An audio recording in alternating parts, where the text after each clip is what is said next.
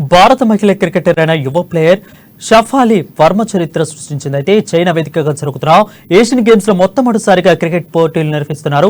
ఈ కార్యక్రమంలో నేడు మలేషియాతో జరగనున్న T20 మ్యాచ్ లో Shafali Verma on the century చెలరేగిపోయింది. 39 బంతులు 5 సిక్సర్లు 4 ఫోర్లు 67 రన్స్ చేసింది.